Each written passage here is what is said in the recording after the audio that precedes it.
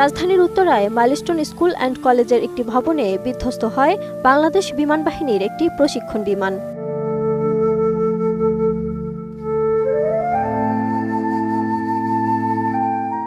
২১ জুলাই দুপুর ১টার পরপরই ঘটে মর্মান্তিক এই দুর্ঘটনা। ঘটনাস্থলে উদ্ধার তৎপরতা চালাচ্ছে সেনাবাহিনী, ফায়ার সার্ভিস ও বিমান বাহিনীর সদস্যরা। ফায়ার সার্ভিসের ১০টি ইউনিট কাজ করছে সেখানে। স্কুলের আশেপাশে সন্তানদের খোঁজে ভিড় করছেন স্কুল পড়ুয়া শিশুদের অভিভাবক, স্বজন ও উৎসুক জনতা। সবার চোখে মুখেই ভয়াবহ উদ্বেগ ও উৎকণ্ঠা। জানা গেছে, ঘটনার সময় মাইলস্টোন স্কুল ও কলেজে শ্রেণী কার্যক্রম ছিল শেষ পর্যায়ে। হঠাৎ বিকট শব্দে বিমানটি ভেঙে পড়লে শিক্ষার্থী ও স্থানীয়দের মধ্যে আতঙ্ক দেখা দেয়। অভিভাবকরা খবর পেয়ে ছুটে আসেন স্কুলে, অসহায় দৃষ্টিতে খুঁজতে থাকেন প্রিয় সন্তানদের। বিমানে আগুন লাগার বিষয়ে মাইলস্টোন কলেজে প্রত্যক্ষদর্শীরা বলছেন, স্কুলের দোতলা ভবনের প্রবেশ মুখে বিমানটি বিধ্বস্ত হয়। তখন স্কুল ছুটি হয়ে গেছে, কিছু শিক্ষার্থী বের হয়ে গেছে, তারপরেও অনেকেই ভেতরে ছিল।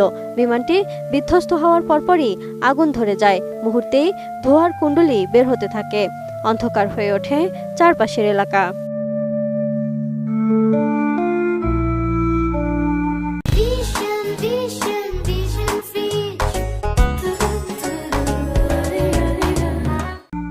দুর্ঘটনাটি নিয়ে মাইলস্টোন স্কুল অ্যান্ড কলেজের জনসংযোগ কর্মকর্তা জানান, বিমানটি একটি ভবনের গেটে আছড়ে পড়ে, যেটি একাডেমিক ভবন। সেখানে স্কুলের বাচ্চাদের ক্লাস চলছিল।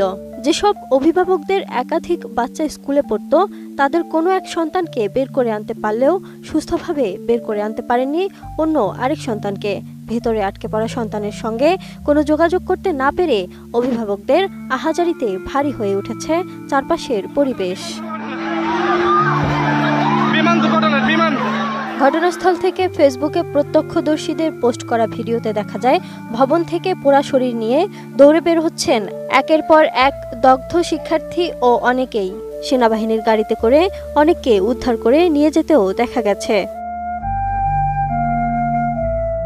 এদিকে জাতীয় বার্ন ও প্লাস্টিক সার্জারি ইনস্টিটিউটের আবাসিক সার্জন জানান, বিমান বিধ্বস্তের ঘটনায় নারী ও শিশুসহ অন্তত ২৭ জন দগ্ধ অবস্থায় তাদের কাছে চিকিৎসাধীন রয়েছে। তাদের মধ্যে বেশিরভাগই শিক্ষার্থী। সেখানে সবার অবস্থাই আশঙ্কাজনক বলেও জানান তিনি। চিকিৎসক আরও বলেন, এখনও দগ্ধ আহতদের হাসপাতালে আনা হচ্ছে। জরুরি বিভাগে চিকিৎসকদের একটি বিশেষ দল আহতদের চিকিৎসা দিচ্ছেন বলেও জানান তিনি। বার্ন ইউনিট থেকে আহতদের জন্য রক্ত প্রস্তুত রাখতেও জনগণের প্রতি অনুরোধ করা হয়েছে।